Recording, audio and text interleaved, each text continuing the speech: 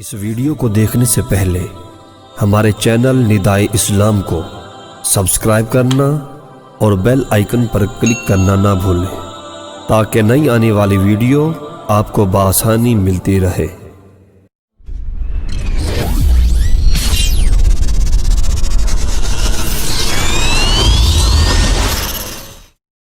بسم اللہ الرحمن الرحیم۔ فیضان داتا علی حجویری رحمۃ اللہ تعالی علیہ۔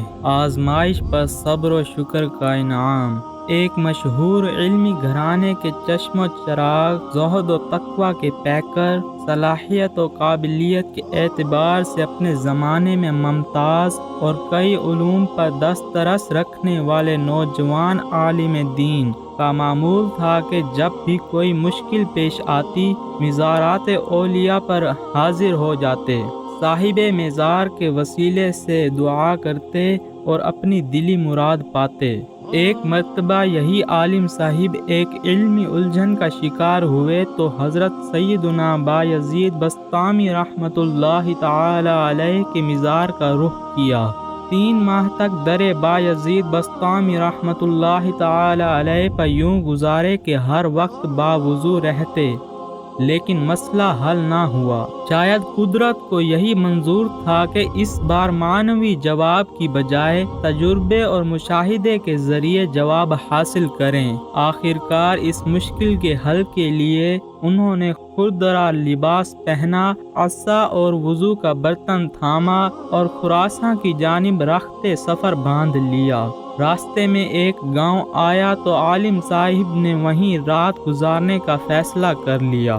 گاؤں میں وہ ایک ایسی جگہ پہنچے جہاں دیندار نظر آنے والے دنیا دار رہائش پذیر تھے۔ انہیں وہاں ایسے کئی چہرے نظر آئے جو خوشحالی اور بے فکری سے دمک رہے تھے۔ جیسے ہی ان لوگوں کی نظر اس اجنبی نوجوان پر پڑی تو ان میں سے ایک متکبرانہ چال چلتے ہوئے آگے بڑھا اور بولا، تم کون ہو؟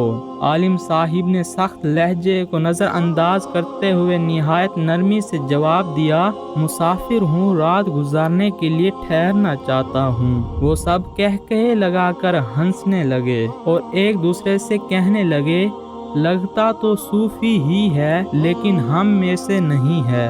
اس نوجوان عالم نے پراعتماد لہجے میں جواب دیا، آپ نے بالکل درست کہا، بے شک میں آپ لوگوں میں سے نہیں ہوں۔ انہوں نے عالم صاحب کو نچلی منزل پر ٹھہرایا اور خود بالا خانے میں چلے گئے۔ کھانے کے وقت ان کے آگے پھپھوندی لگی سوکھی روٹی رکھ دی اور خود بالا خانے میں مرغن غذائیں کھاتے ہوئے اس نوجوان عالم پر آوازیں کسنے لگے۔ کھانے سے فراغت کے بعد انہوں نے خربوزے کھائے اور چھلکے ان عالم صاحب کے سر پر پھینکنے لگے۔ ان نازیبا حرکات پر صبر کا عظیم الشان مظاہرہ کرتے ہوئے اس نوجوان عالم نے اللہ عز و جل کی بارگاہ میں یوں عرض کی، یا اللہ عز و جل، اگر میں تیرے محبوبوں کا لباس پہننے والوں سے نہ ہوتا تو ضرور ان سے کنارہ کش ہو جاتا۔ پھر اپنے دل کی جانب متوجہ ہوئے جو طعن و تشنیع اور نازیبا حرکتوں کے باوجود پرسکون ہونے کے ساتھ ساتھ مسرور بھی تھا۔ اس سکون اور مسرت نے عالم صاحب پر یہ بات آشکار کر دی کہ دراصل اللہ عز و جل کے نیک بندوں کو بلند مقام و مرتبہ اذیتوں پر صبر و شکر کا مظاہرہ کرنے سے حاصل ہوتا ہے۔ میٹھے میٹھے اسلامی بھائیوں، برائی کو بھلائی سے ٹال کر اپنا جواب پانے والے یہ نوجوان عالم اور کوئی نہیں بلکہ حضرت سیدنا داتا گنج بخش علی حجویری رحمۃ اللہ تعالی علیہ تھے۔ اللہ عز و جل نے آپ رحمۃ اللہ تعالی علیہ کو وہ مقام و مرتبہ عطا فرمایا کہ صدیاں گزر جانے کے باوجود آپ کا فیضان آج بھی جاری ہے۔